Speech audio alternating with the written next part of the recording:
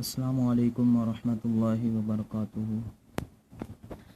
الحمد للہ الواحد الاحد الفرد الصمد الذي لم يلد ولم يولد ولم يكن له كفوا احد، والصلاة والسلام على خير العباد الذي اخرج العباد من عبادة العباد الى عبادة رب العباد، ومن ضيق الدنيا الى ساعتها، ومن جور الاديان الى عدل الاسلام۔ دوستو دیکھیں یہ 12ویں کلاس آئی ہے، اس میں کچھ چینجنگ ہوئی ہے۔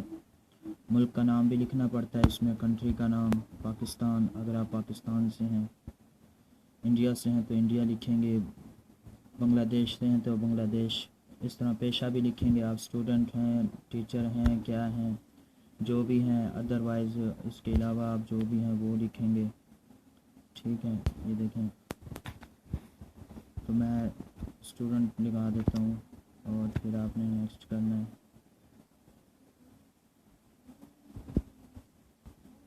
کتابul Riqaq-Dilon پروگرام کلاس نمبر 12۔ عروہ رضی اللہ تعالیٰ عنہ کا ام المؤمنین حضرت عائشہ رضی اللہ عنہ سے کیا رشتہ تھا؟ آپ کے بھانجے تھے، بہن کے بیٹے تھے۔ سوال نمبر 2، حدیث میں لفظ الصارخ سے مراد مرغ کی آواز ہے۔ الصارخ سے مراد مرغ کی آواز۔ حدیث میں لفظ وشیء من دلجتی سے مراد رات کا اندھیرا ہے، رات کے اندھیرا جب چھا جائے تھوڑا بہت۔ سوال نمبر 4، کیا صرف اعمال جنت میں داخلے کے لیے کافی ہیں؟ نہیں، صحیح العقیدہ ہونا ضروری ہے اور سنت رسول کے مطابق عمل کا ہونا شرط ہے قبولیت عمل کے لیے۔ نعم الرجل عبداللہ لو یقوم اللیل، نبی کریم صلی اللہ علیہ وسلم نے یہ کلمات کس صحابی کے متعلق ارشاد فرمائے تھے؟ عبداللہ بن عمر بن خطاب رضی اللہ عنہ کے لیے۔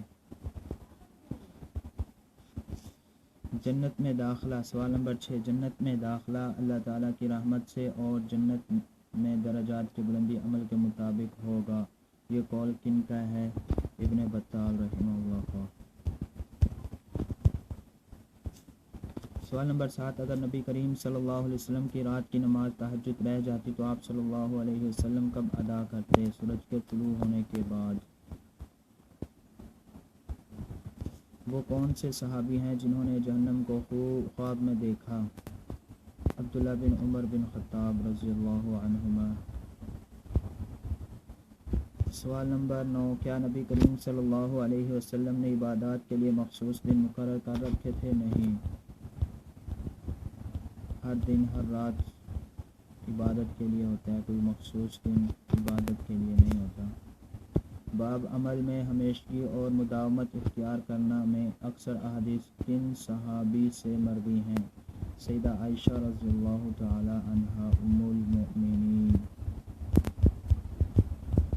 سیدہ عائشہ رضی اللہ عنہا۔ ٹھیک ہے، اب 12ویں کلاس آپ کی ہو گئی، اب اس سے سبمٹ کر دیں۔ والسلام علیکم ورحمۃ اللہ وبرکاتہ۔